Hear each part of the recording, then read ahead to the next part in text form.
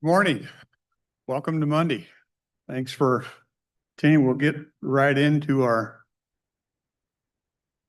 stuff with Sean. I think we have, according to mine, we have facilities corner, then we're going to talk about county budget.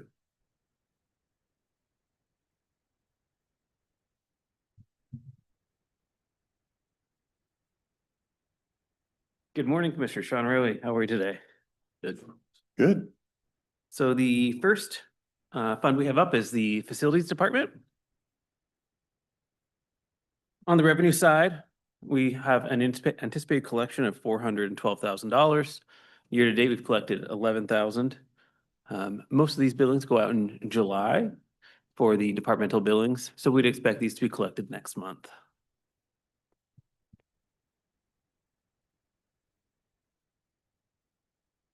On the expense side, we were just shy of 400,000 of 918,000 on personnel. Supplies, almost 50,000 of our $137,000 budget. And then services, we're at 1.17 of 1.9 million. Most of these are going to be utilities, repairs and maintenance, and then the internal service funds for property tax and property insurance and things of that nature. Any questions on the general fund facilities?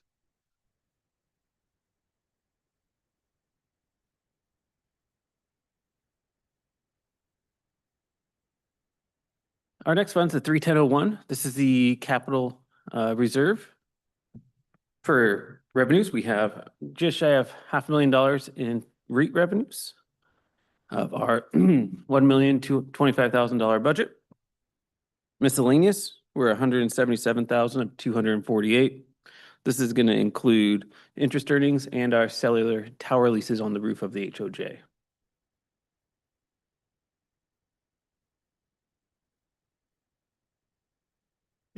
Is this one we like to transfer over every year and we didn't do it this year? Okay. That's correct. Historically, we've transferred about $1 million into this fund from the general fund, and we did not in 2026.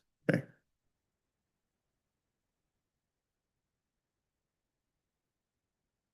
On the expense side, we are 45,000 of 115,000 on personnel. Services, just over 100,000 of our $762,000 budget. Capital, 4 million of our 5.29. And then transfers, we have 229,000 of 303. And the capital one, that's gonna be mostly the Hall of Justice project this year. Services, we've had some professional contracts and repairs and maintenance. And then our transfers are gonna be our transfers for debt payments on the corner building and equipment. Are we planning on hitting all of those expenses are we planning on expending all of that? On the Services? services, I would expect so. Those are part of the 5-year plan for small, medium projects. And then we do have a contingency for emergency projects as well, about $100,000. Current cash balance in there is $4.3 million.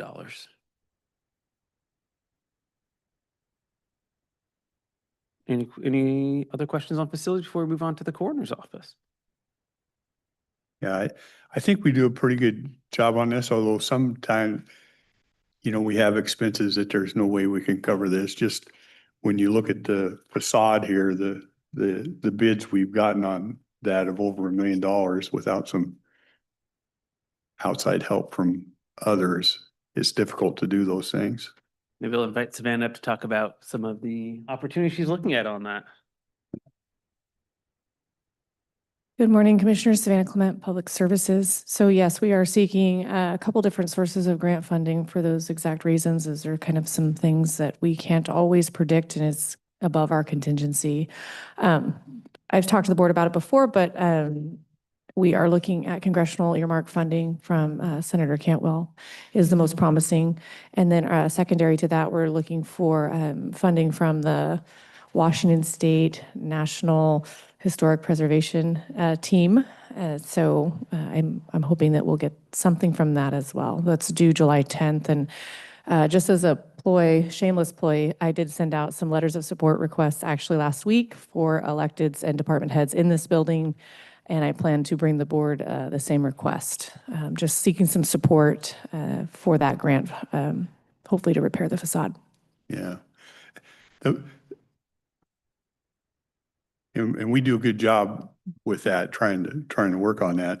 The point really is that it's, and I could look at our water sewer system out in Riderwood. I could look at our roads.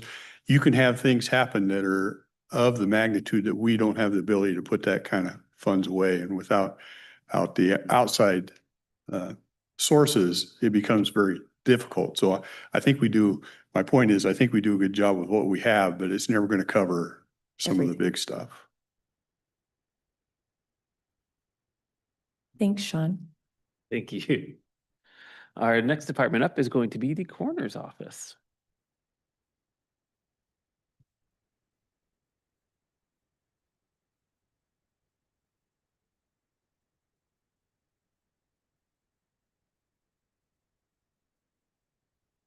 Alrighty. So current revenues, we've collected a small amount in our miscellaneous, but we have no current revenues for intergovernmental. We have 80,000 budgeted.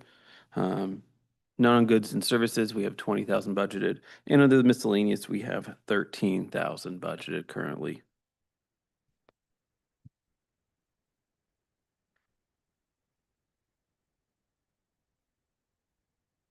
Dana can give a little more clarity on that. Good morning, Commissioners. Dana Tucker, Coroner. I think the 80,000 is for autopsy reimbursements.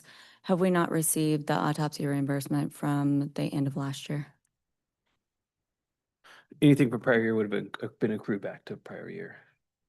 Okay, so autopsy reimbursements from January, from January to the end of this month are due July 15th. So we'll have, I'm getting that together. So we'll have that, and then July 1st through the end of the year, then gets submitted in February 15th.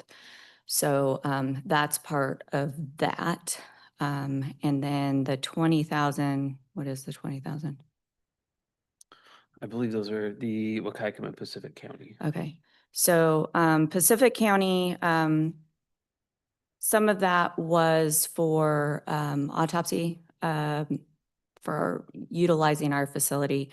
Pacific County has not used us for autopsies for, I think they may have used us once or twice last year, but actually, no, I don't think they have.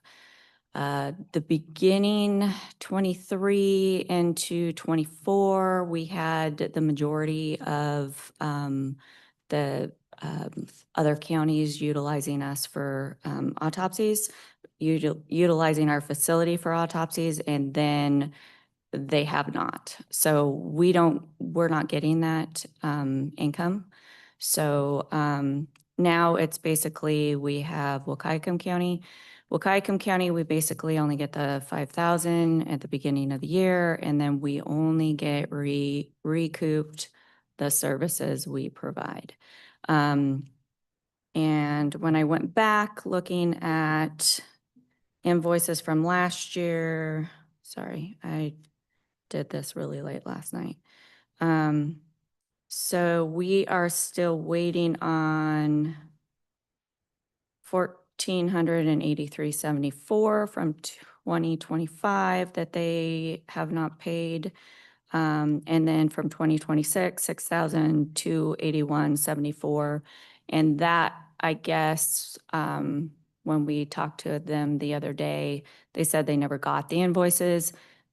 Well, they switched emails and we did not know that. So the email, I had emailed them invoices, and I have not checked back with them because the office has been super busy.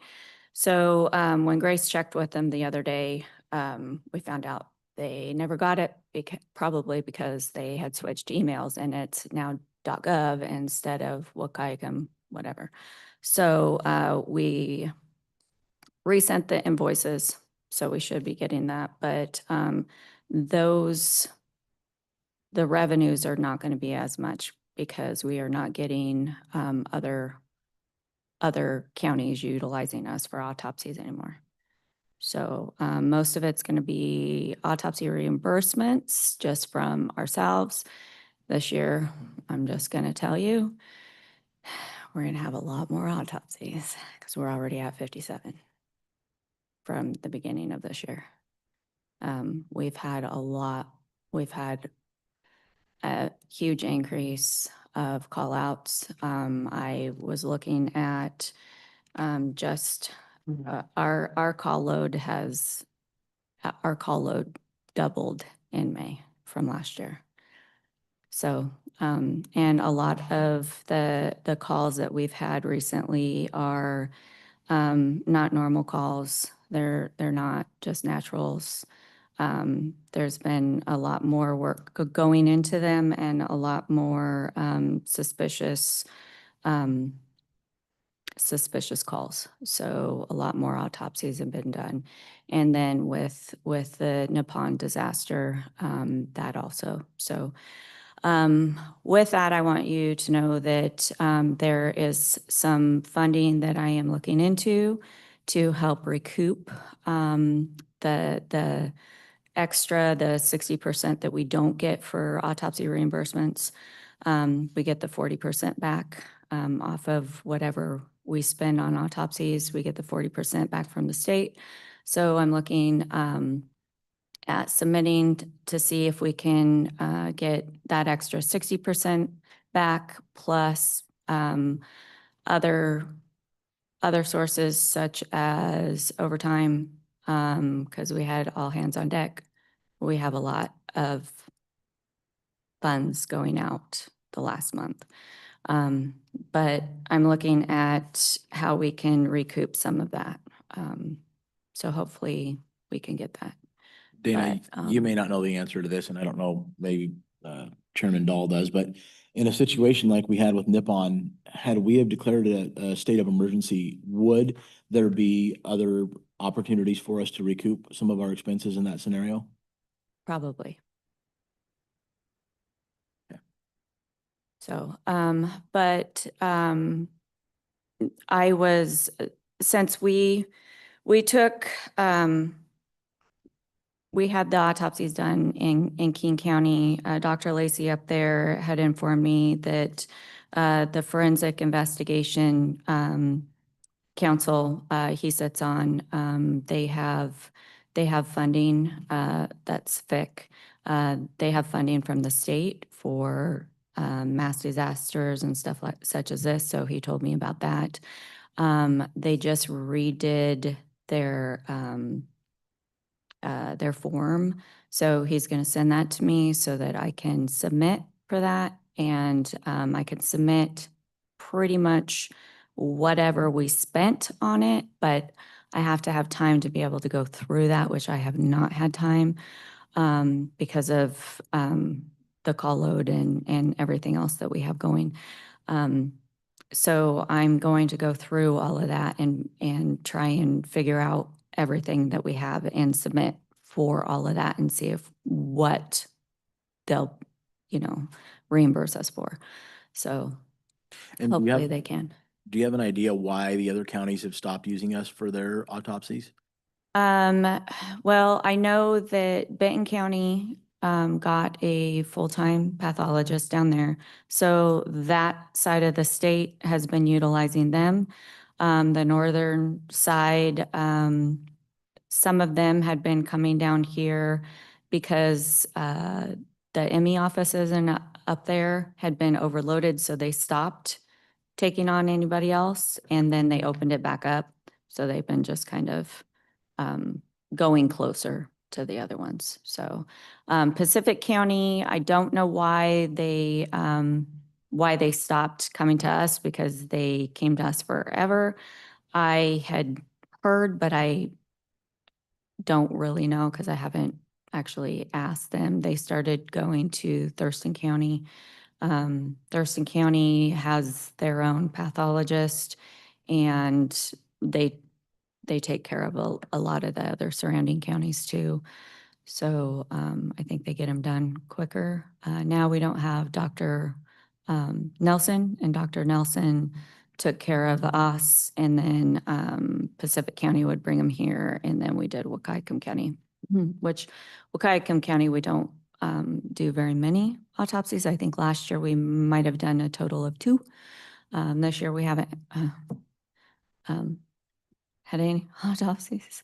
I'm knocking on wood because we're overloaded with autopsies on our own. So, Yeah. So the counties that do utilize us still, are we fronting their autopsy? Are we the ones fronting that autopsy expense up front? So No, we pay for so- it and then we ask for the No. reimbursement? No, so Mason County, every once in a while, will bring theirs down if it's, they would rather, so Dr. Luxina does ours and Dr. Luxina does theirs. Grace Harvard County, Dr. Luxina does theirs, and Lewis County. So Dr. Luxina would rather utilize our facility than Lewis County because we have a better facility. So if they have, say, a homicide or something like that, he would rather them come down here. So he charges them, Okay. and then we just charge them the facility space. So we don't pay that and then get reimbursed. It's just the facility fee. Okay. So. Aside from the, the tragedy at the plant, it sounds like autopsies are going up. I think you called them, you're seeing a lot more suspicious activity. Is it people doing harm to each other? Or are we talking the increase in drug type things or? No, there's more like suspicious of, possible homicide, suspicious deaths that way. And so we just need to make sure that it's not something on that side of things, rule that out. Others are, no medical history, younger people. The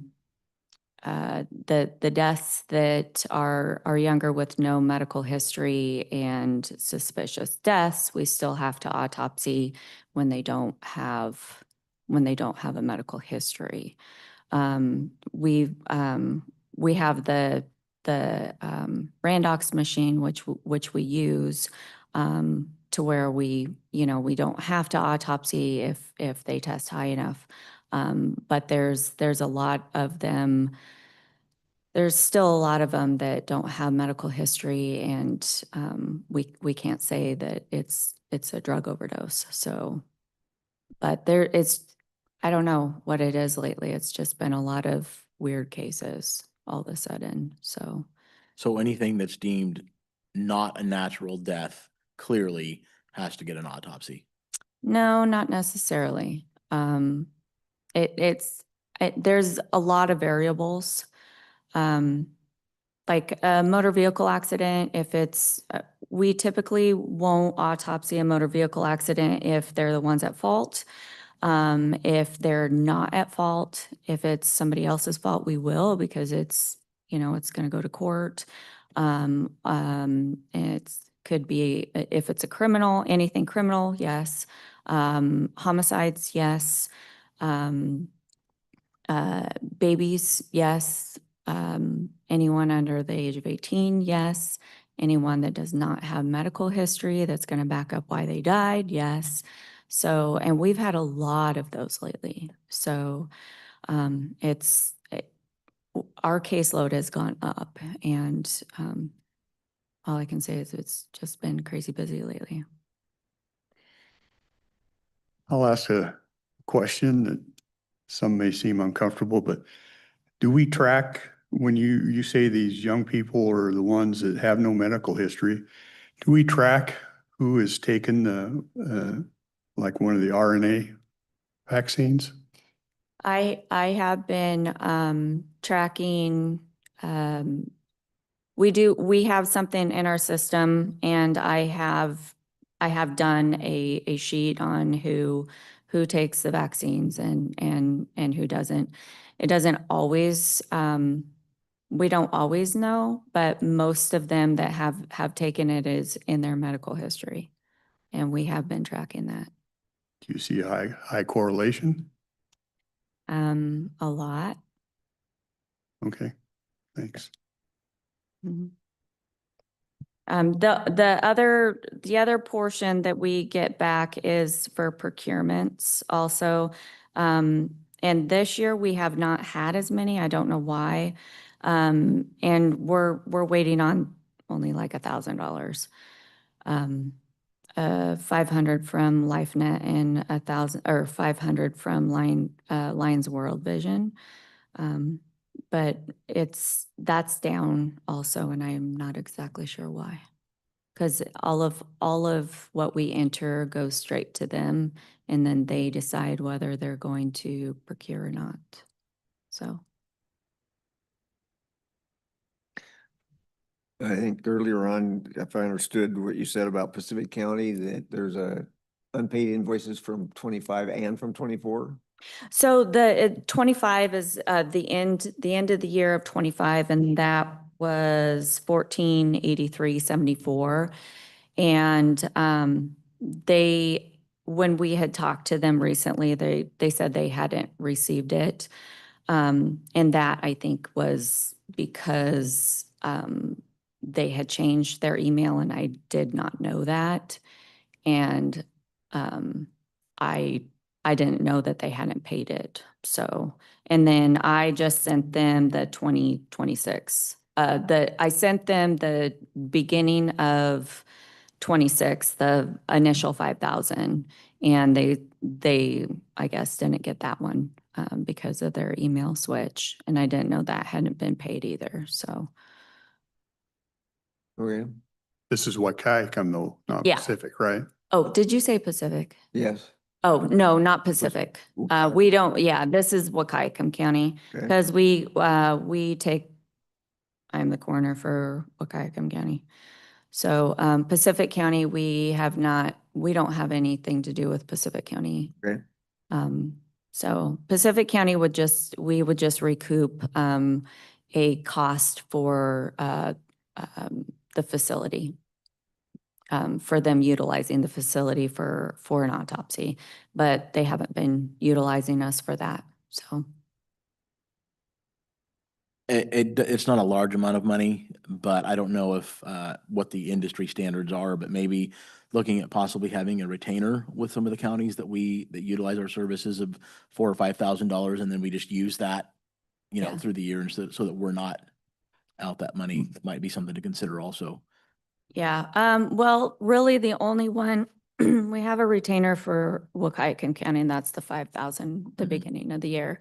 And then in the contract, it's basically, it depends on the call. And then I just charge them for that. And pretty much what it is we're just recouping the cost of the deputy, what we're paying them. So we're not making any money on them. No. So, the other ones, it's just the facility fee as we get them. And we usually invoice them and they pay. So we usually don't have any problem with that. All right, on to expenses here. So for 26, on personnel, we've spent 311,000 of our $816,000 budget. Supplies, 20,000 of 43,000. And on services, for about 126,000 of 269,000. Inside supplies, our two biggest spends are going to be morgue supplies at 12,000 and uniforms at 4,000. For services, our professional services contracts of 89,000, cellular phones at 2, and internal services about $29,000.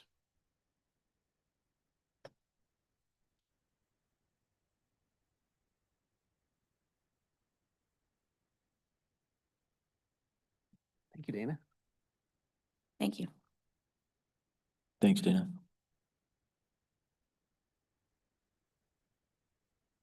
And for our next set of slides, we have our quarterly review.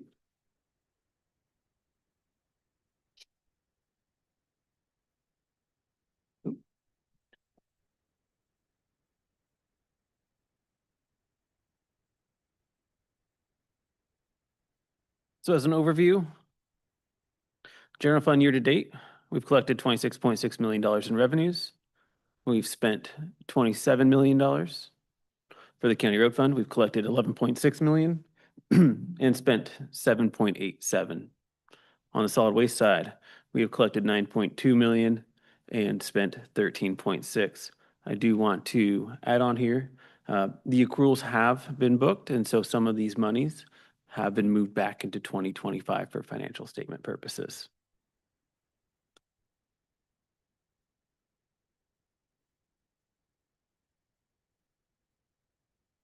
So these numbers are going to be as of the end of May of 26. Property taxes, local use taxes, and timber taxes are on track. We have collected in total 14.5 million of $33.4 million. Our PUD, marijuana, excise, liquor excise, and criminal justice have been coming in as expected as well. We're at 2.7 million of 3.6. Jail booking fees, motor vehicle licensing fees, and additional goods and services are at 1.2 of 3.2 million. Our investment interest, rents, and additional maintenance items, miscellaneous items are at 4.38 of 11 million. Then looking at our property tax side on the roads, we have leasehold excise tax, real and personal property tax, as well as timber excise tax at 8.7 million of 16.6.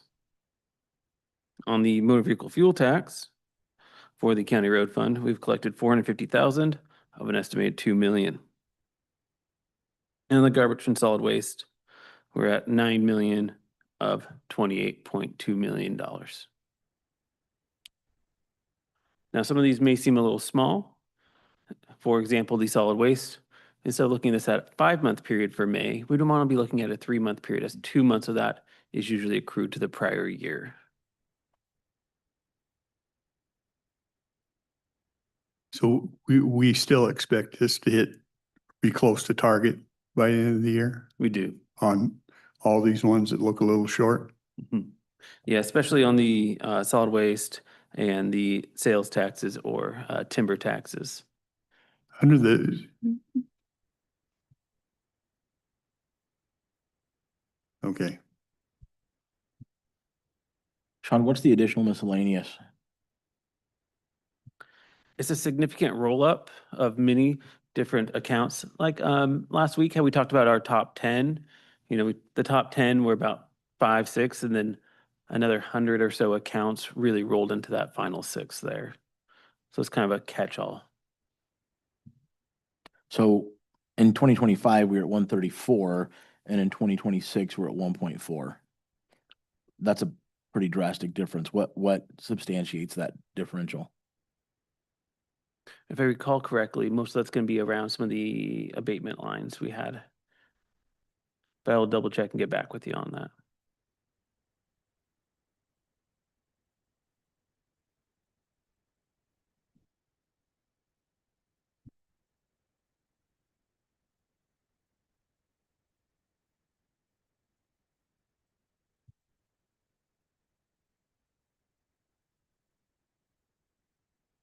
So for our expenses in the general fund overall, we have spent $27 million of our 70 million.7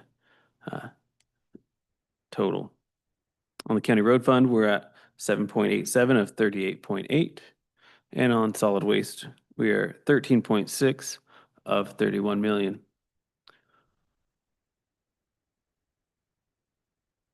On the solid waste side, we'd like to point out as well, the transfers have not been completed. They were done partially. The remaining of the capital equipment transfers will be coming here shortly. That's the one we usually do at the beginning of the year for the prior year to cover post-closure, closure, and equipment items. And I'm sure as you've seen, the county roads starting on their chip seal, overlay, and other projects as those are getting rolled out. So we should expect to see both the capital and services line grow quite quickly in this period of time. with summer, with the chip seal and the overlays and everything, they try to get done in the summer. That will change. We would expect that to grow quite quickly here through the summer months.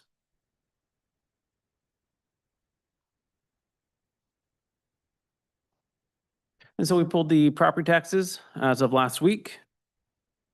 Year to date on that, we're 11.17 million of our 20,137,000 for 2026. We can see that the abatement line for 2021 was collected in whole, and we've seen some collections for prior years.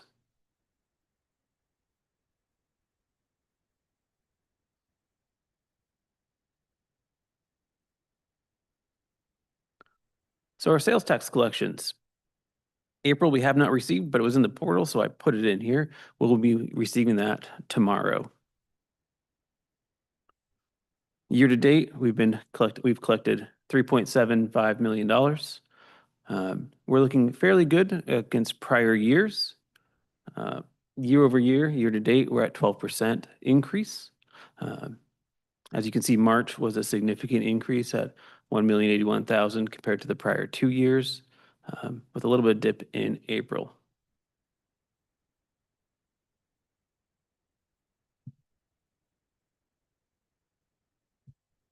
Any questions on this one?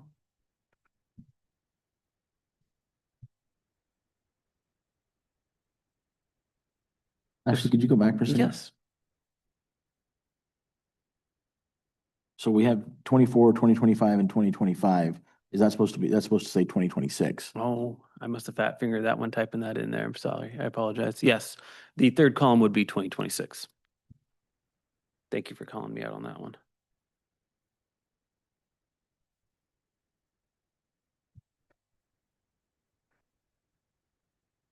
So one thing to note is you'll see that, March, June, September, and December are higher months when we look back. So we'll get our quarterly reporters or annual reporters on those months.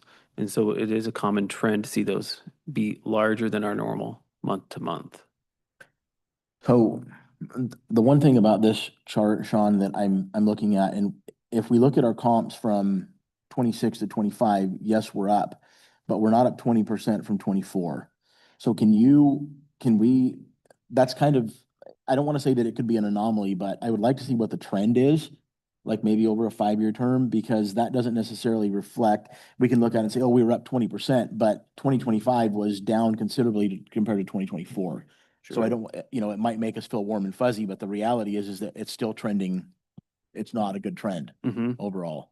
So And if you could show us that, Yeah. when we look at it next time, that'd be good. yeah, we can definitely add 2 more years on there. And we do know that 24 and 25 were down from 23 originally. So I'll give a nice comparison there. And we could do the same for these recording fees as well. So recording transactions are up as well. Overall, May was down 5%. We had some significant bumps earlier in the year for January, February, and March. Year 2026 over 25, we are up 11%.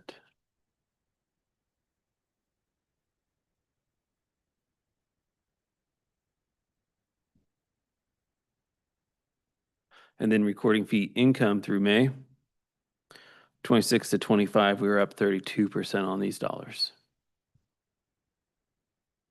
We do see the large increases once again for January, February, and March, with a less of an increase for May that kind of interacts with the reduction of transactions on the previous slide.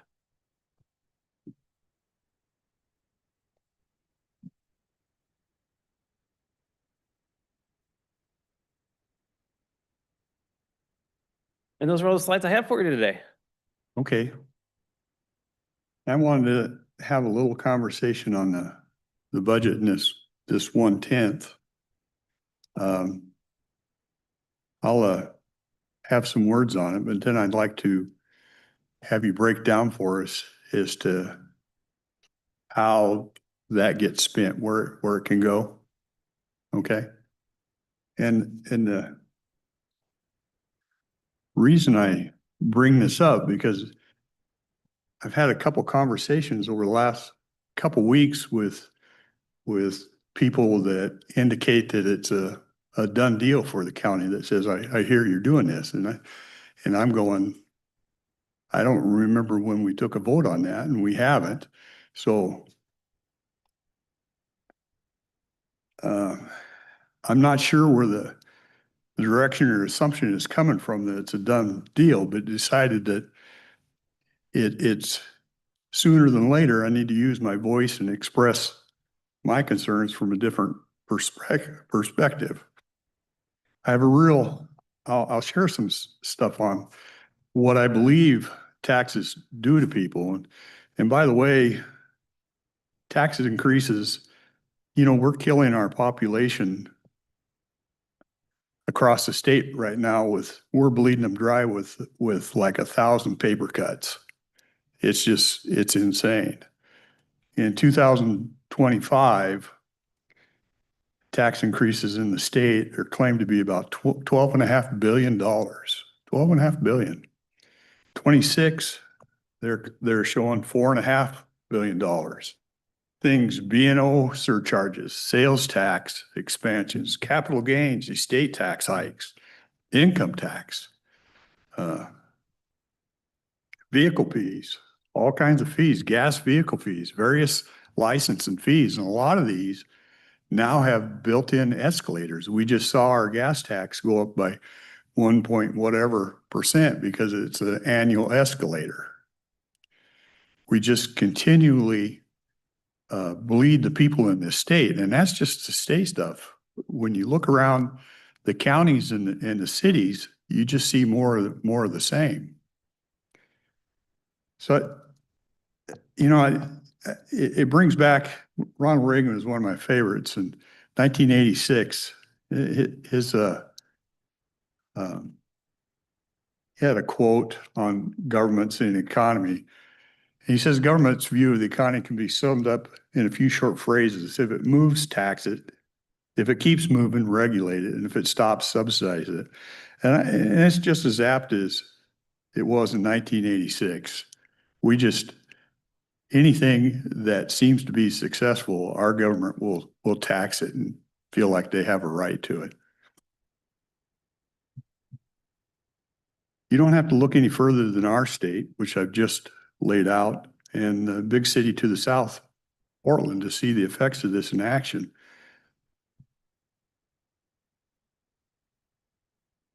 We now sit routinely in the top 3 states nationwide for gas prices.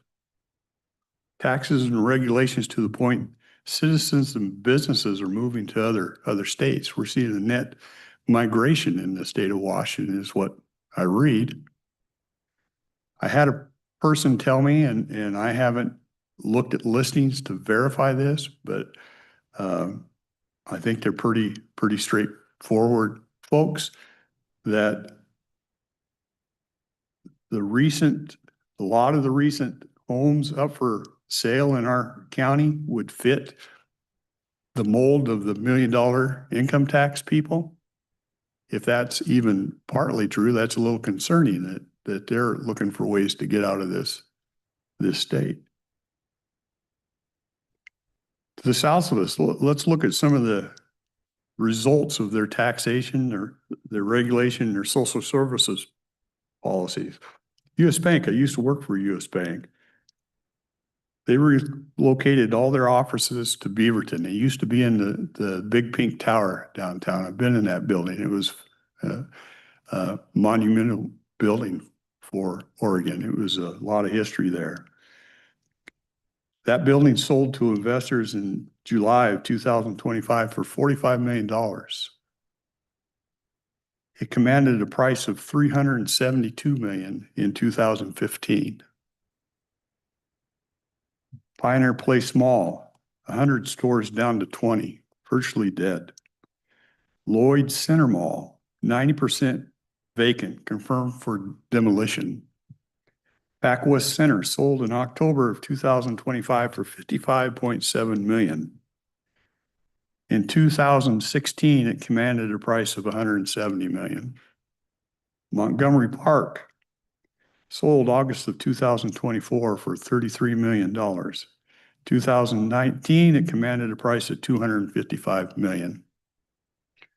They're driving business out and values out of that city. Their solution to it now is if you have a vacant building, you pay a tax because you don't have it leased out. It just gets more insane and more insane. Economic growth models like Solo, and Ramsey show taxation reduces the incentives, distorts choices, and creates inefficiencies that lower private sector output, leading to lower GDP than otherwise, up to 2 to 3% in GDP in some studies. Here's some real world examples. Taxation leads to lower corporate savings. Corporate savings fund investments in factories, equipment, R&D, worker skills, all drivers of future productivity. Same thing happens on the consumer side. Taxes change relative prices, work versus leisure, consumption versus savings, current versus future, causing people to make suboptimal choices when they pay the tax. In other words, let's take $100. If you have a 30% tax on $100, it transfers $30 from that 100. It may prevent the 100 from being earned at all. If you don't think that effort is worth the 70 you get, you don't do the effort at all. So the opportunity lost is the $100. You lose the whole thing, and that doesn't come, that's gone forever. No one gets it. And people have to weigh that every time when we raise taxes as to what they're going to spend on or they're not going to spend on. And sometimes it's big deals. They just decide they're not going to participate, or I'm not going to work if they're going to take this much money from me. Government spending is not as beneficial as consumer spending. Taxes fund government, but much of government spending is transfer payments, social services, welfare. They don't produce new goods and services. They redistribute. They don't produce. Public goods infrastructure can be productive, but governments face weaker incentives.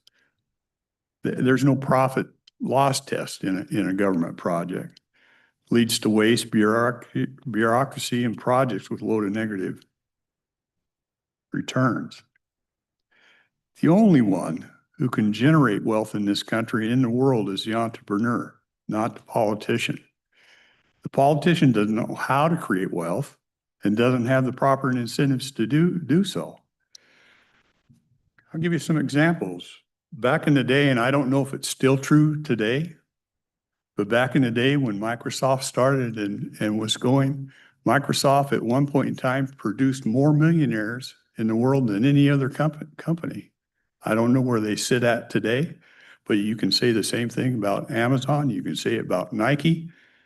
These people drove wealth in this country. Governments don't do that. We don't know how, and we don't have the proper incentive. And when it tries, the only thing it generates is corruption. Minnesota, California, Washington, D.C. If you brought auditors in the state of Washington, I think you'd find the same thing. And I've had a couple, a couple questions come to me on this, and I think they're legitimate questions. I have no problem with them. One of them is, well, if we don't increase, what services should we cut? There's never any easy answers when any entity is faced with budget shortfalls and having to reduce expenses. But that question goes both ways. We always tend to ask, well, what service should we cut as a government? I look at it and go, well, what services do you want me to ask the taxpayers to cut? Should I tell them they need to cut their budget at the grocery store, buy cheaper products? Should I tell them to stop taking some medications? I don't know. Some of those can be expensive. Should I tell them, well, your kids don't need to participate in sports. It's expensive. You can cut some there. It's a question that goes both ways, and we always tend to look at it from the government side. But there's a consumer side too. If you're going to ask the question of what should we cut in government, you need to ask the question of what should we cut for the consumer? What about mandates? Great question. And I don't have an answer for mandates. There's nothing I can do sitting in this chair that I can write up and stop any mandate anywhere. What I can do, though, is not be complicit with the nonsense. And I get that I might be a mustard seed out there, but what I know is our God specializes in mustard seeds. I may say, I'm not going to do it. Maybe there's a commissioner in some county, someplace else that looks at it and says, you know, I don't need to be complicit either. And maybe another, to the point where you finally have some power. I don't know if that'll happen. Like I said, it's probably people probably think it's a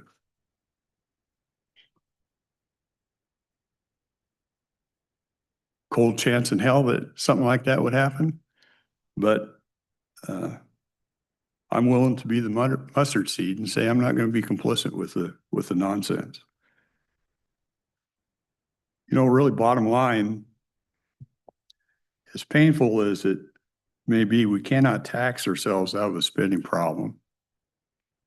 Spending control and support for our families to help create wealth is the path I choose.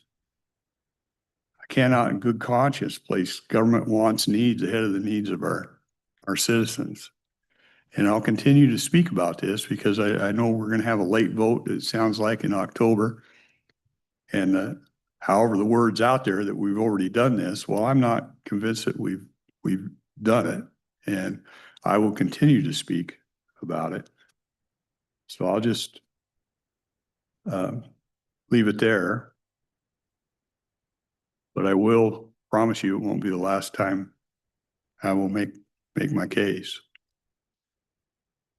And with that, I would let you get into, because I know right now we have a request where I'm supposed to sign something for the state to get this rolling. And you might explain that to me. This comes with state approval, has to do it. And we have to have certain policies and stuff in place, and or we have to be able to explain some of that stuff. You might explain that. Well, before you do, I guess I would like to respond, Mr. Chairman. Yeah.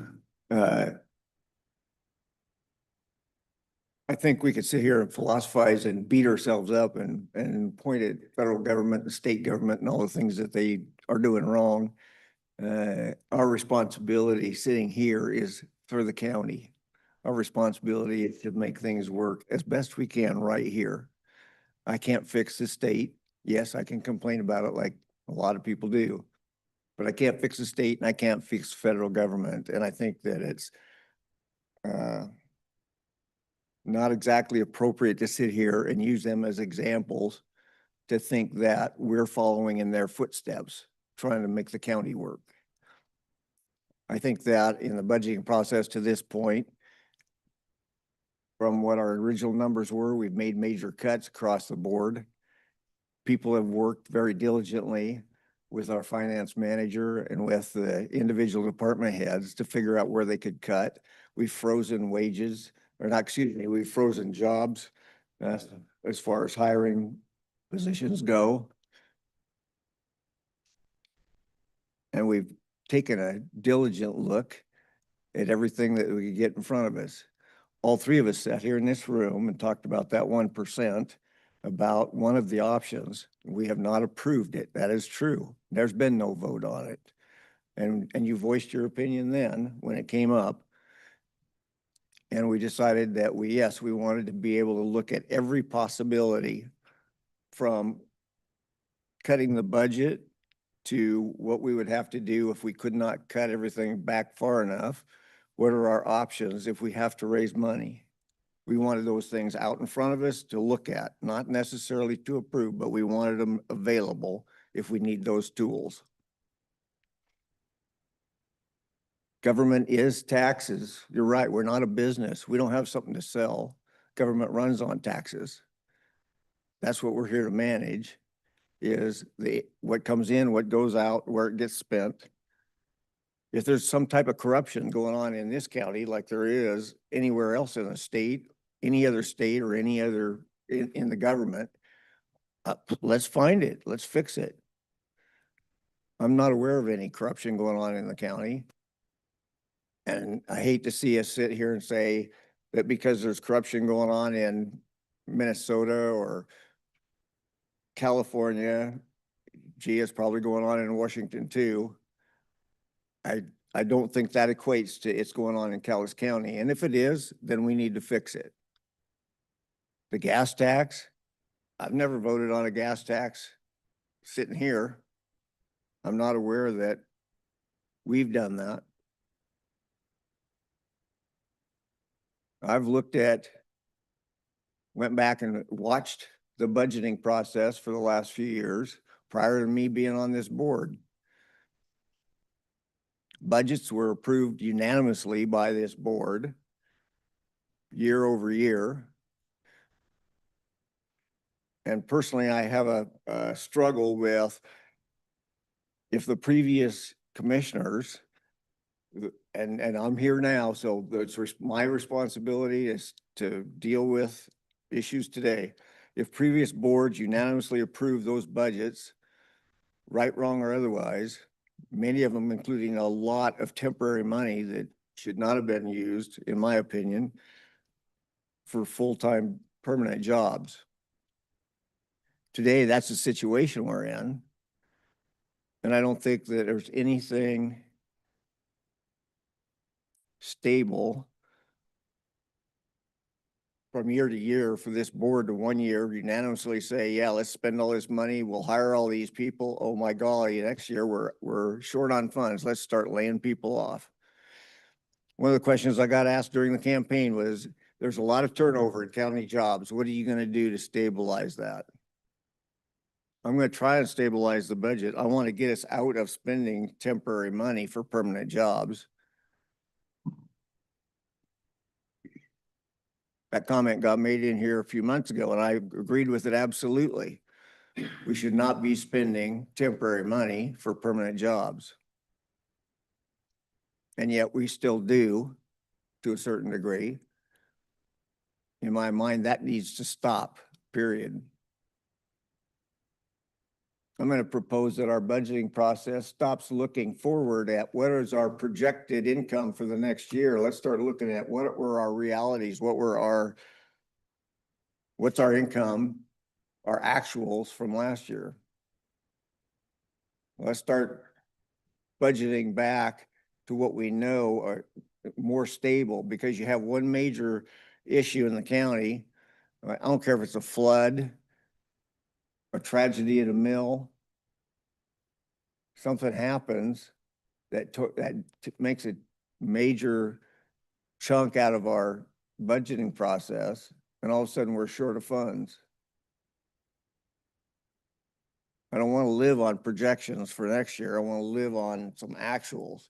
And no, even looking backward, just as we just saw in the example of 1 year, things are even a few $1 million more plush than the next year for where the actuals were.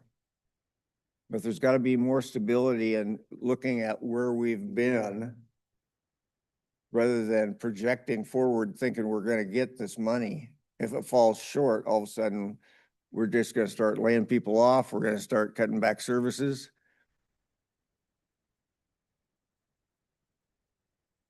I want to see us be stable. And part of that is going to be making sure that we're paying our bills. Looking at the numbers, when you have the out of our control insurance costs, you have 500 plus employees across the board. They're going to get cost of living and index adjustments to their salaries, plus union contracts. Those costs go up every year. To sit here and say we're never going to raise taxes, I'm not going to do it. Well, if you're not going to raise taxes and you're going to have those added costs going on every year, you're going to start shutting down government, this government, county government. You're going to start taking away services.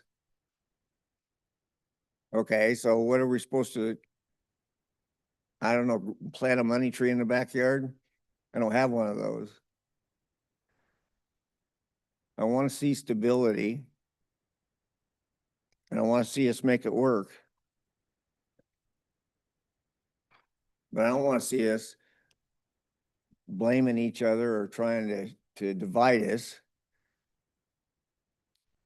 Pointing at the worst examples in the world of our own government, federal, state, or whatever. Our responsibility is to manage right here, Cowlitz County. That's where my focus is. Go ahead. You know, this is interesting to me, because I would say that there's points that both of you have made that all three of us would agree with. And if we boil this down to the circumstance that we're in and the seats that we hold and what our responsibilities are, I think it behooves us to pay attention to the things that we have direct influence over, and ultimately the things that we can do nothing about shouldn't even play a role in our decision making. I can fully understand and appreciate the points about the economic impact that families are having in this state. I have 5 children who live in this state and in this county, and to even have a discussion, you're correct, we have not voted on it. Nobody said it's done. I don't know where that came from. But to even have the discussion that we may have to do something to impose something, I look at this on my kids, that's a tough thing to do.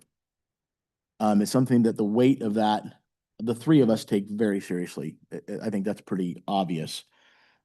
But when we look at what our responsibility is the budget and the financial wherewithal of the county, and to ensure that the citizens' vote does not get usurped by us not doing our due diligence financially and allowing Olympia to come in and step in to our finances because we don't have a plan moving forward. And I'm sorry, but just saying no is not a plan. We put ourselves in a situation to where we are now having to consider taxes as part of the plan moving forward. That is the unfortunate part of the decision of the situation that we're in. Because realistically, if you look at the costs that are shoved down our throat that continue to increase, we have no control over that whatsoever. That has nothing to do with bloat. That has nothing to do with administrative positions that have grown with temporary money. It has to do with the fact that we have had millions of dollars put on us that has to be, somehow it has to be taken care of. And that's our responsibility. We can't do anything about what's being done. We have to come up with a plan moving forward. And just saying no isn't a plan, because unfortunately, we can continue to cut. I agree, we need to make cuts, but if we cut, that just brings us to zero. It brings us to a balanced budget. And then the next year, we're going to be negative again. And do we continue to cut? See, if we continue to cut and don't look at this as a sound financial plan, eventually what's going to happen is the citizens, their tax base is not going to go down. They're going to continue to pay the same amount of tax, and their services are going to go down. They're going to come in on a Wednesday and we're going to be closed. They're going to call 911. It's going to take 20 minutes to get somebody there. We're not going to have enough officers to keep people in jail. So I agree with the fact that I can't stand paying taxes and the things that the state tells us that we have to do, but we can only do what we have control over. And that's where I think we need to focus on. Now, can we affect other things outside of our job? And should we? Absolutely 100%. And whatever is presented, if we're going towards to fight the state, I'm on board. But our job as commissioners is this budget. That's what our job is to make sure that we have a financial budget. And when just making cuts does nothing to get us out of the risk pool that is more than likely going to be broke in 2 years, we do not have the money to get out of the risk pool. It does nothing to get us towards our problem with regards to the juvenile detention center. Zero. We're not putting any money away to solve that problem that we're putting $2.5 million a year into. It does nothing to get us towards the fact that we have a caseload standard with attorneys that we're going to have to figure out how we're going to hire more attorneys. Just saying no does not get us, it's not a plan moving forward. And I'm sorry, as much as I hate that, that's the truth. That's the reality of the situation. That's where we're at. Revenue has to be included in that conversation, in the topic. It does. I'm all for cutting. We need to cut and we will. But that only takes us so far. It gets us to a balanced budget. The next year, with our contractual obligations and our collective bargaining units, then what are we gonna do? Just continue to cut?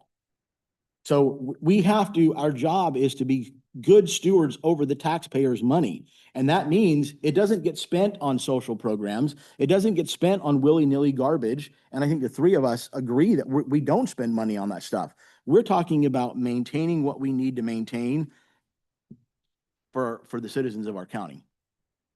That's what we're talking about. We have to have a plan moving forward. And I'm not saying, and me personally, if we're looking at this tax, we put a sunset clause on it and evaluate, is this tax doing what we want it to do? Is it paying for the things that we wanted it to pay for? Are we getting, are the taxpayers getting the services that they deserve? Are we being good stewards of that money? Because where do we draw the line? Where's the line drawn? We can look at the situation and say, taxation is theft. And to a degree, I agree with that. But do we draw the line with the HHS department? Do we draw the line with making sure that we have an auditor that makes sure that when somebody buys a piece of property, that the property lines are correct and they're getting what they want? Where do we draw that line as commissioners?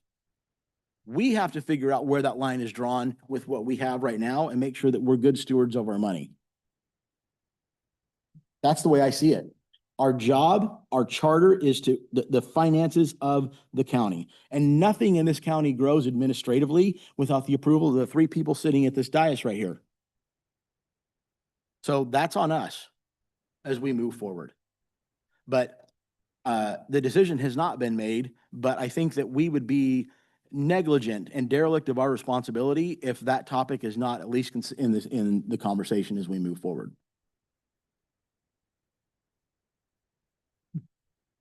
Well, a lot of word salad there. No is a plan. I've seen many times when enough people stood up and said no, and it changed. We said no on a flood management plan, and they changed it. And that's a small thing, but no is a plan.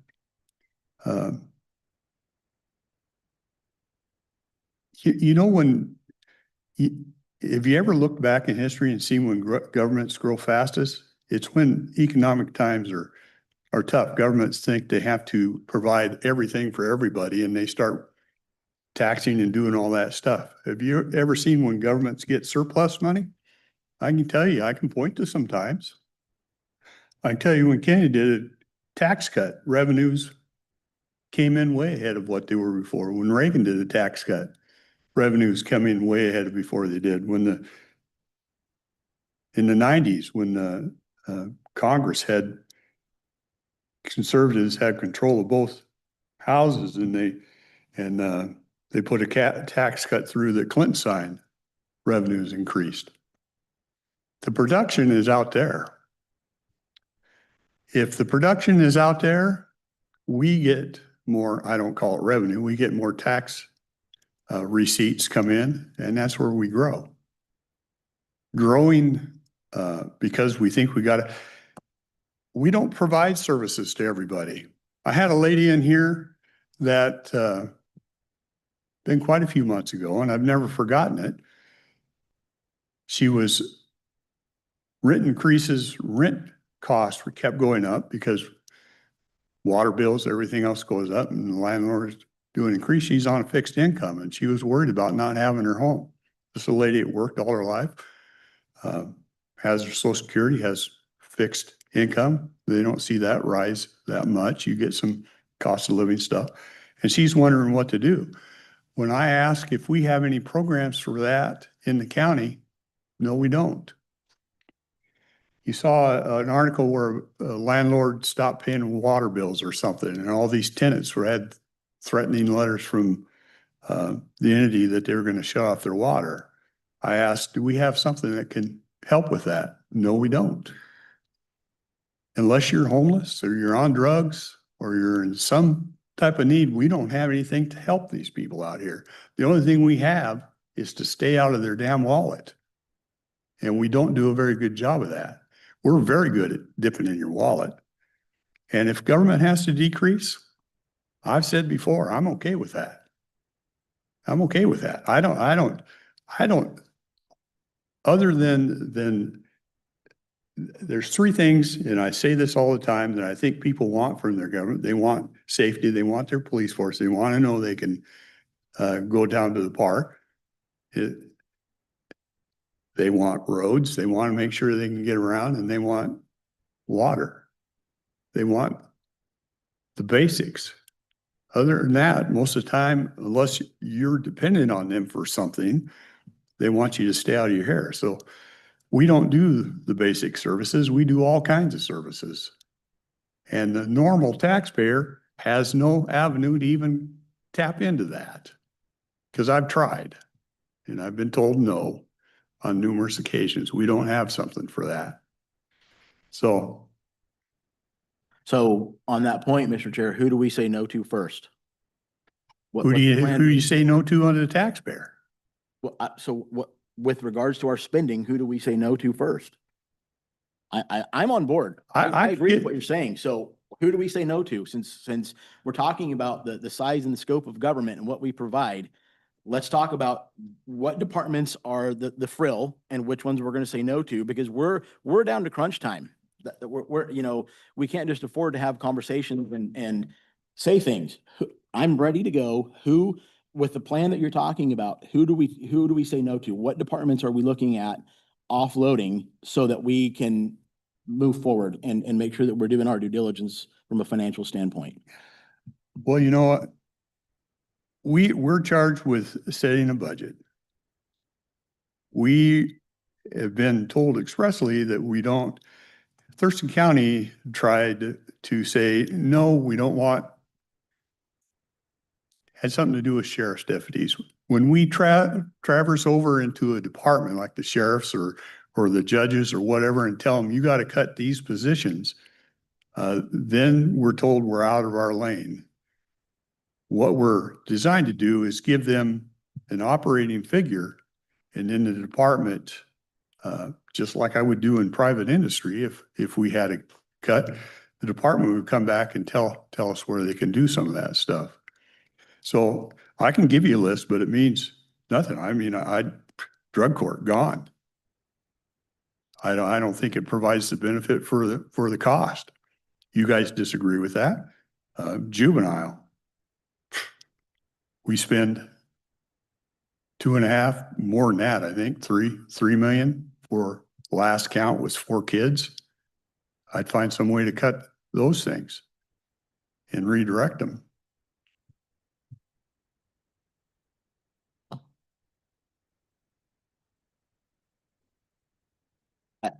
Those are things that we've known about for quite some time. We've known the juvenile thing isn't a new issue. And so we have to have a juvenile center. And that's part of understanding that we have to have a juvenile center is what I'm saying. Moving forward, what are we going to do about that? How do we solve that issue? Because we're chartered to have one. We have to have one by RCW, by statute. So how do we solve that issue just by cutting? I'm open. I really am. This isn't, I'm not saying this to be contentious or derogatory. I really want. No, to you just, because it's something that we have had this conversation has been had not only by this board, but by the previous board. And and nothing was done about that. So we have to do something about it. And I believe that the three of us innately do not want to kick the can down the road. We want to resolve these issues, but when it comes to government, I don't see government providing solutions to problems. We're in a situation where it's a trade-off, ultimately, the way I see it. We don't provide solutions to problems. We trade off the services that we offer in hopes that and help the public come up with solving the problems. That's what the free market does. So with the charter that we have, and I'm all for going against bucking the state too. I'm not against it, but we haven't presented a plan on how that's going to happen as we move forward. I'm saying that if we talk about having that 1/10 of 1%, we take pressure off of the general fund, use that to fund those services, and use the money that we would otherwise be spending out of the general fund to get us out of the risk pool. to get us towards moving, towards solving and some of these issues that we're discussing and that we're talking about at this point. Because they're real problems and they're gonna come, they're already biting us. We have to do something about those. You know, when you look back at it, where did our services come from? A lot of the services that we offer, we were told to offer. A lot of services we have because you have to have a fee for this or you have to have a fee for that. So then we have to offer that service. So it's not driven by, it's not the consumer coming in and say, hey, I need this service. I need you to do this for us.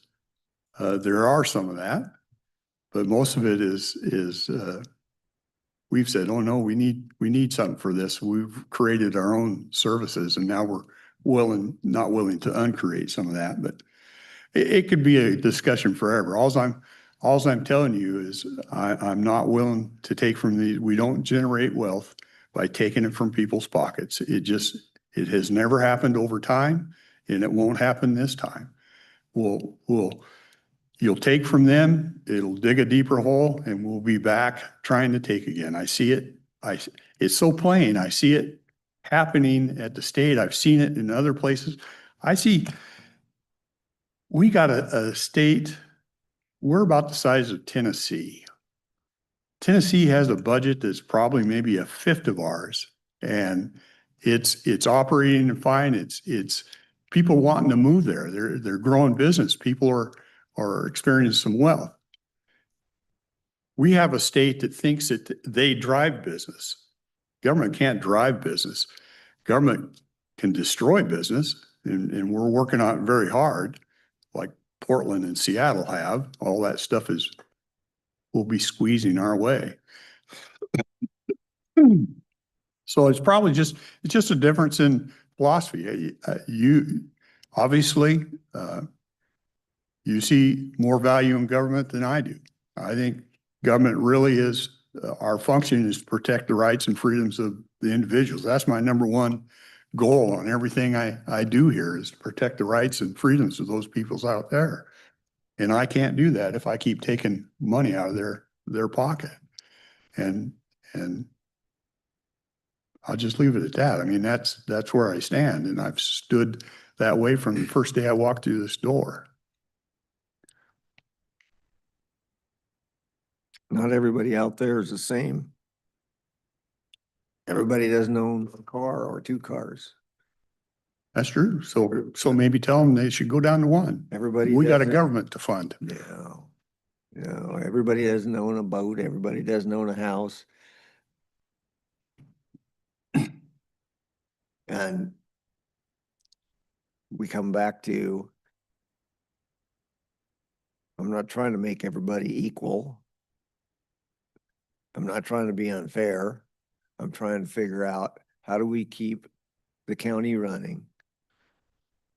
If we have frozen jobs and we've frozen services and the costs keep going up, much of it out of our control, how do you pay for it? You just keep cutting the county government back? Just keep eliminating jobs, keep eliminating services? Is that the answer? I don't believe that. I think there has to be a balance. Yeah, you can shrink government to a point. And on the other side of it, you gotta pay for it. And taxes is the only thing that government has. We're not a business. I don't like taxes any more than anybody else does.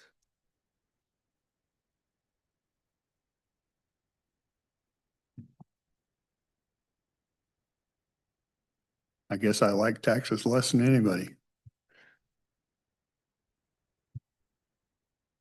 Explain how this 1/10 works and what this letter is, because I know the sheriff's office would like us to sign that. So on the process for the 1/10 of the sales tax, part of that process is being certified by the CTJC. To acquire that certification, there are certain documents that need to be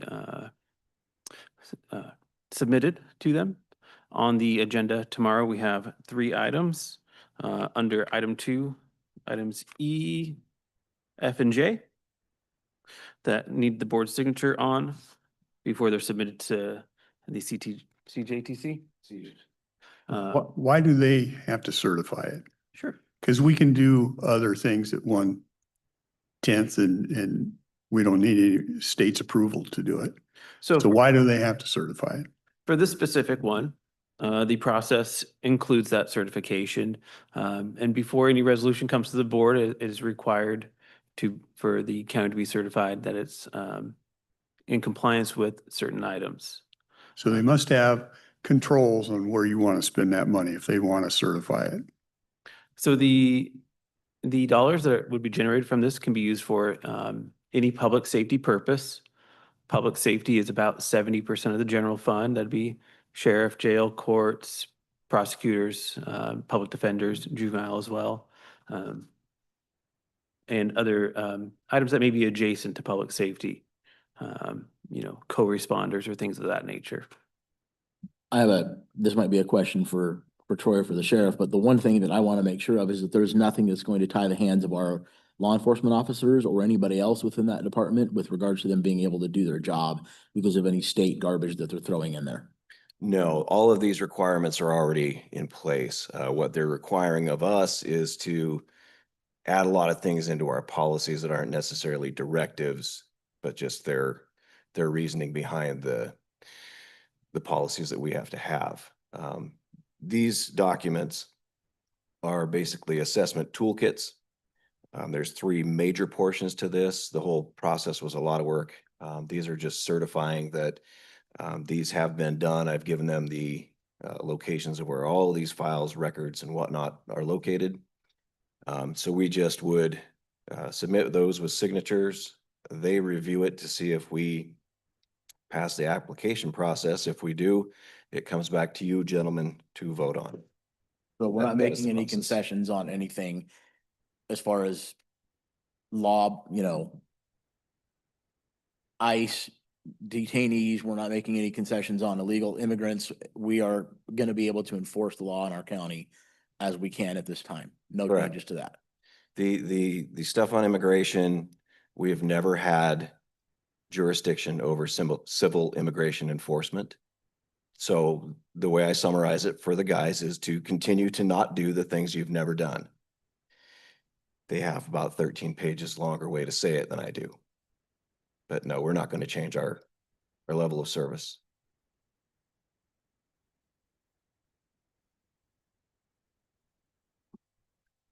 Additionally, the certification allows us to apply for certain grants that we are currently not able to apply for. Clark County, as part of this process, they received a $5 million grant. So part of the process for that grant is the same application for the sales tax. With that work being done, that's probably 80% of the grant application work. So we'll be applying for that as well. Do you know how many counties have this tax? I don't know the total count. I know there are several around us that have it. Clark County has it. Longview has it. Kalama has applied. Kelso is applying. Ridgefield is another one. They received a substantial grant of about 1.1 million. And they're a smaller agency than us. Does us applying for this affect the jurisdictions in our area in any way? It does not reduce anyone's capacity funding.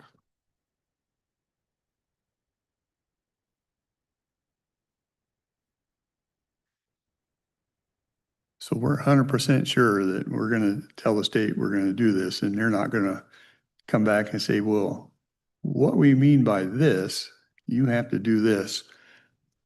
I mean, I've seen it. They're notorious for it. Anytime you get in bed with Olympia, it's a little bit scary. I don't know how you'd argue that because I've seen them change things. I've watched Department of Ecology tell us what we're supposed to do, when they give us money and stuff. I mean, it's a fact. It's it's what they do.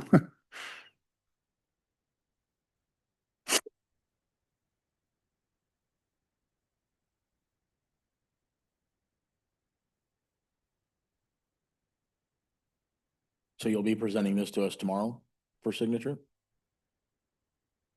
So this is on consent under the correspondence section.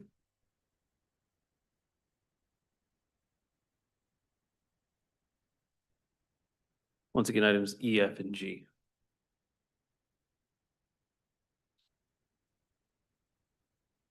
And just to be upfront, full disclosure, I asked that it go on there because I was asked to sign and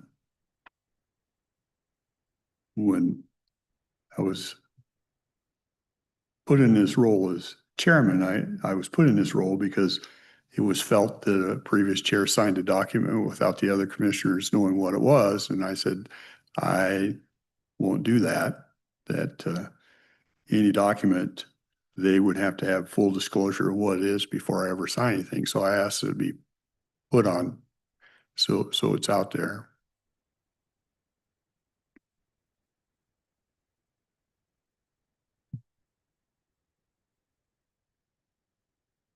Anything else on that? That's all of our agenda items for me. Okay, Thank you. any? Yeah, I see some public. Do we have any desire to speak? Are you all good? Yeah, yeah.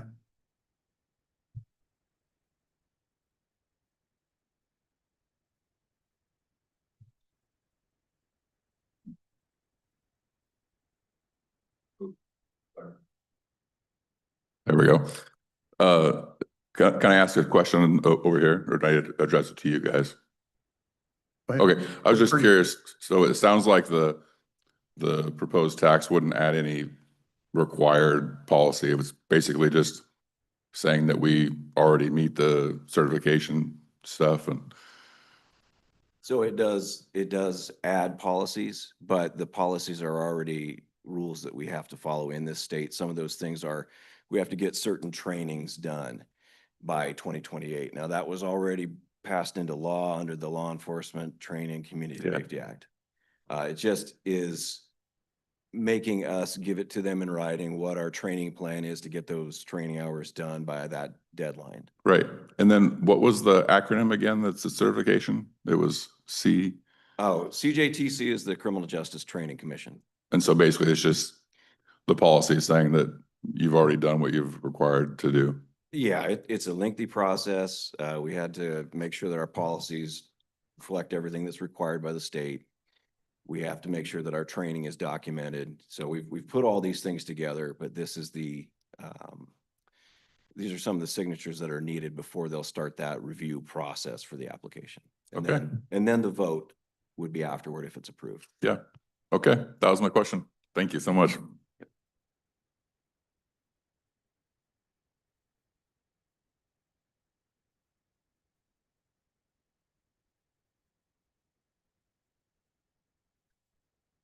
Just a couple of things.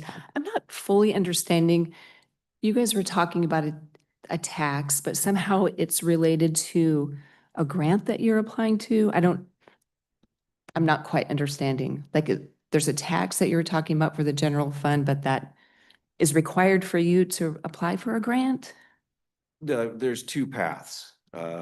We were tasked with completing the application for the 1/10 sales tax. That's under House Bill 2015. There's a second part to it that is a grant. And by having done the sales tax application, that is the bulk of the work for the grant application. So we can seek grant funds while we're applying for the sales tax. Okay, so the passing of the tax that the three of y'all would vote on, does that impact you getting the grant? Like, if they voted down the tax, can your grant still go through? I'm not certain, although I can tell you that everyone that has received grant funding has also approved the tax. Okay, but the tax is to balance out the general fund that y'all been talking about. Partly. Okay. Only part way. Okay, okay. I don't fully understand that, but I'll trust what you say. I don't understand the why about it, but I guess a couple of just thoughts about the tax, Commissioner Farrell, you'd said that your responsibilities to the county. I would just challenge you to have a paradigm shift. Your responsibility is not to the county, it's to the taxpayers of the county, That's who. to the county is. constituents. That's who the county is. Well, yeah, I would question your wording then, because that's not what you said. And You said, I apologize for the misunderstanding. The people that elected me to put me in this position to make the county work for them, that's all a big circle. It all goes together. But yes, I answer to the taxpayers. And they put me here with a responsibility. In my mind, they put me here to make the county work for them. yes, I guess I would agree with that. I guess I would, yeah, just be careful of your wording, because supporting the county and supporting the taxpayers, in my mind, are two really different things. And I just, I remember Commissioner Dahl talked about this lady who came in, and I think it was a couple years ago before the two of y'all were on the commission. I was here that day. Yeah, and I just would really challenge you guys to be able to justify to her, who felt that she was going to be taxed out of her home, make sure you can justify to her your votes, because I would have a really hard time justifying to her your votes. You talk about unfunded mandates, and all you're doing is passing an unfunded mandate through you and onto us. And that's challenging. And no, not everybody owns 2 houses and 2 cars and a boat and everything like that. And that makes it even harder to pass a tax, because there's a lot of people who are really just barely getting by. So, so I hope that, I hope that gets voted down by you, but I also hope that that doesn't impact the grant that you're applying for. And like I said, I don't fully understand why those two things are connected, but anyway.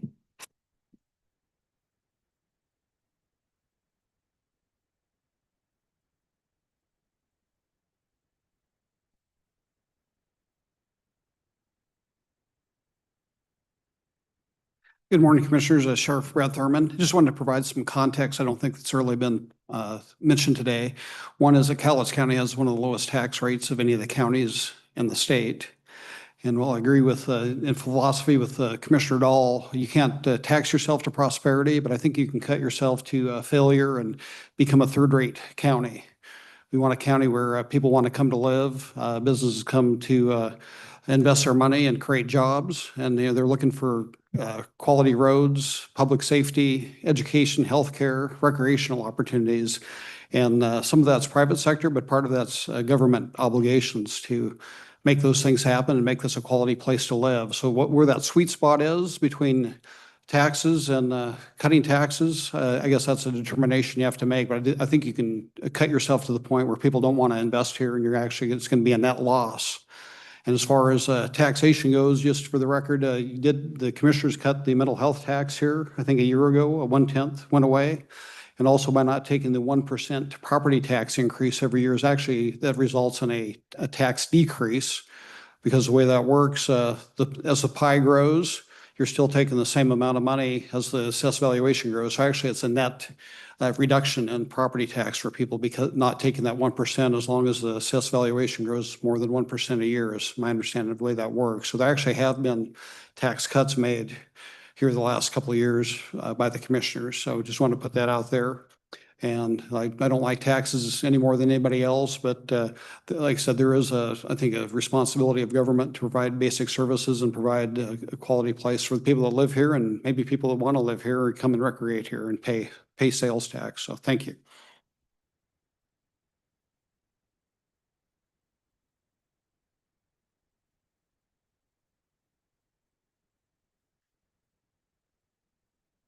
Okay. Thanks, Sean. Move on to agenda items. Building and planning.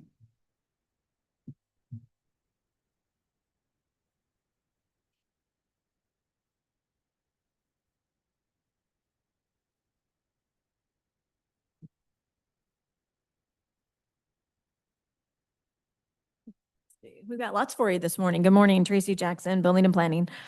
On the consent tomorrow, we have a call for hearing. It's the update to our critical areas ordinance, including all the amendments of the periodic review. It's scheduled for July 21st. The board was gracious and gave us the grant, approved it for us to go out to get the grant for the best available science last fall. We put out the RFP, had 2 responses, been working with the consultant ever since. It's been through planning commission many times. It's been. We had him in here once with us, didn't we? Yes, Yeah. yes. And we had BPAC several times, and then we had the joint meeting with BPAC and planning commission members. Last month, we did not get the motion, so in July, we're hoping to get the motion, and then the next week to get it approved through our board, so. We think we're on track. We hope. We're knocking on wood, and we'll move that one forward. Okay. That's also part of our comp plan amendment. So it's kind of like step 1 of the step 2 process. So we're chugging along. We also have on motion tomorrow, the final plat for, it's called Cooper Hill Rural Subdivision. And that's out there between Spirit Lake Highway and off Shaffron Road. And if you're familiar with that area, it's kind of that mound of it's just a beautiful grass little hill right there. It's pretty dark right now. It's been dry, but it's the 5th lot. It was a 4-lot short plat years ago. Hasn't been 5 years yet that our code to develop more. So it's just adding 1 more lot out there. We'll have the plat here tomorrow, and Sahara will bring it up if the board so chooses, and we can get it signed into the applicant and Yeah. let them build. I have a question on that Yeah. area. It really has nothing to That's do with okay. this. I don't have any problem with that. Is, when you're sitting on Chaffron, when they did that other development up there, I went down and sit there because it's kind of a weird corner and wanted to see the traffic. Okay. Do we ever get concerned? At what point do we maybe have it's a state highway, so I don't even know how we do it. Right, with a lot of the development in that area, the public is using the state highway as their main way in and out. And so Yeah, we kind of wait for the state to raise a flag on their main concerns. when but- there should be maybe a turn lane or something, because they. Exactly. While I was sitting there and it wasn't a ton of traffic, but when you come around that corner, you could be out. It makes it pretty close at times. Yeah, and again, with the state highway, they're gonna impose their standards for access, and they've got pretty well-established Yeah. distances, so hopefully that controls the safety factor there, but it is still our role to consider that. Yeah. And, Gotcha. and when these subdivisions or developments happen, when we do our SEPA, they do get notified and they have ample access and abilities to comment and place our regulations on us. So Okay. it's not, people speed right there on that road is, they're I don't think it's a problem now, but at some point in time, it's going to be. right. How many houses does he plan on putting in there? On it's Yeah. just one additional lot. It's a 2-acre lot. Oh, Yeah, it's just, so instead of 4 houses, it'll be 5. It'll be the 5th lot, yeah. And then at 9:30, we have bringing forward the building and planning fees, increasing our fees by 3%, effective July 1. It's been 4+ years since we've brought anything forward. I moved 2 employees with budget constraints out of the general fund into the enterprise fund and just trying to recoup costs. We're using a lot of ending fund balance to make do right now with our increase of insurance and just internal costs. So this is a way for us to recoup our fees or recoup our costs. So we're just trying to, at this point, break even for 2026. This is the ones BPAC looked through those. And They've looked through them. Yep, They were all good They- with that. And BPAC has a lot of builders and stuff. correct. They're Yeah. a lot of our clients. So that's Roughly how all. much are you increasing the fees by? 3% with Pardon a me? 3%. 30%? 3, just 3, 3. just 3. Okay. I would like to do 30% if you want to prove that. No, I would like people to build in this community. We'll keep it at 3. Yeah, that's it. Okay, thanks. Questions? No? Yes.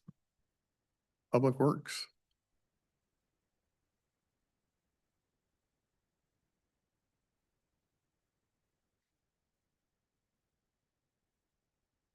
Good morning, Savannah Clement, Public Works. Susan is still out. She returns tomorrow, so she'll be here for the 9 a.m. The large item we have tomorrow is for a motion item for a bid award for our Dyke Road project. This does represent low bid. I did request a list of bids and totals, so we'll have that tomorrow for you if it comes up. I do not have those with me today, though. Furthermore, we do also have an agreement on there that is under consent, and it's an agreement with CRAB to receive grant funds for another project. So that'll be on there tomorrow, which is pretty standard. We enter into these agreements with CRAB every time we have a grant opportunity that's on the table. So that'll be tomorrow as well. Savannah, do you know, you may not know, and it's okay if you don't, is how close this is to our estimate? Oh, for Dyke Road, I don't have the engineer's estimate, but I'll have that tomorrow as well. Okay. So when they're too far off, it's our standard practice too. We just reject and go back, you know, if the bids are so far off. So it must be fairly close. So I would imagine so, but I don't want to say that without Yeah. knowing 100%. Gotcha. Dyke Road one's so exciting because that was the one we were waiting for so long on that 408 permit that almost pushed it again. So it's really good that we're going now. It's been our Army Corps getting permit Yes, for that. that's one of those. Yeah. Yeah. Thank you. Thank you.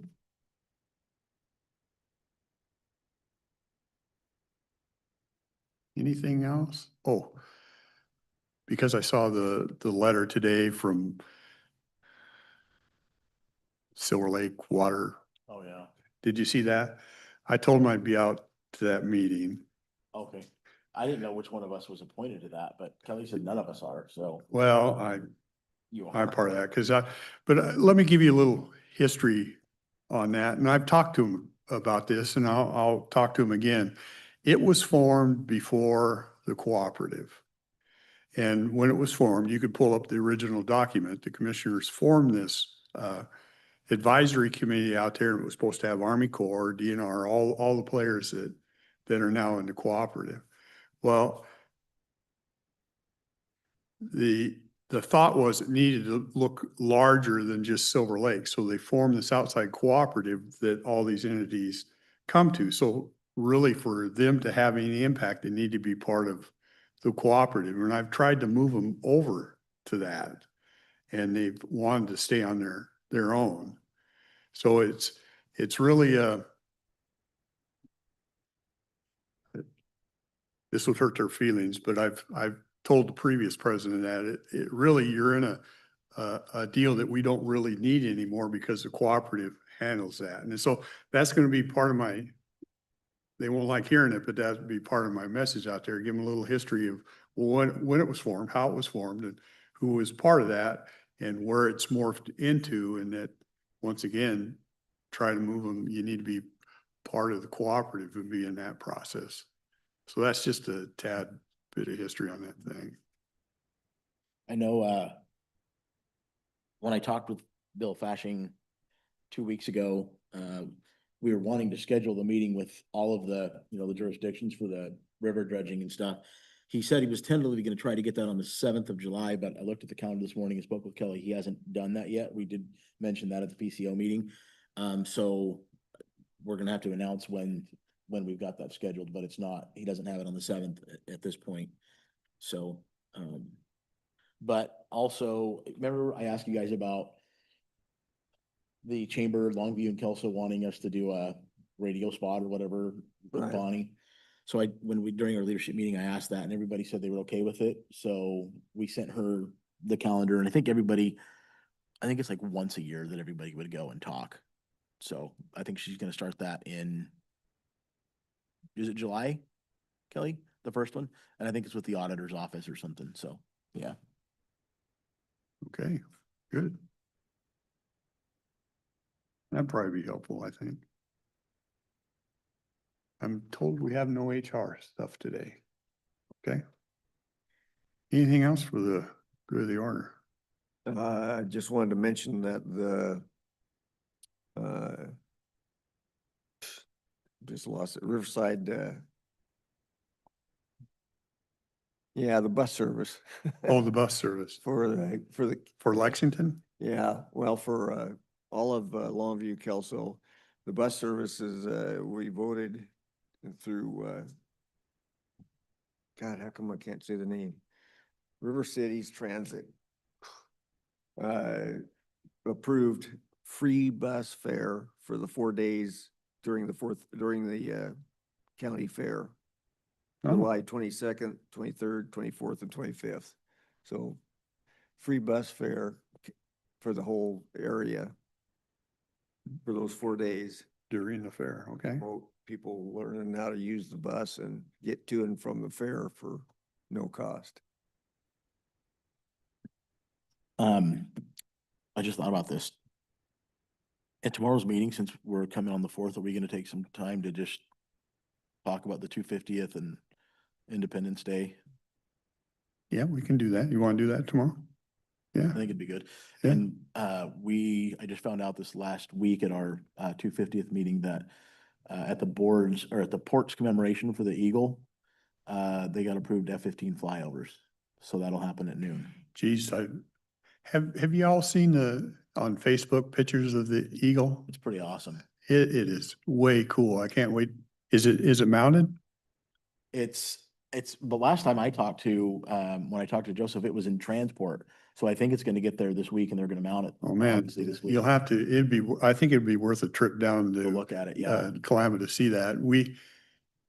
I think we helped a little bit of it, trails for that, but they had a lot of donations for this Eagle, and it's the artist, in my opinion, the artist that put it together, it's quite stunning, and I think it'll be even more so in person. Yeah.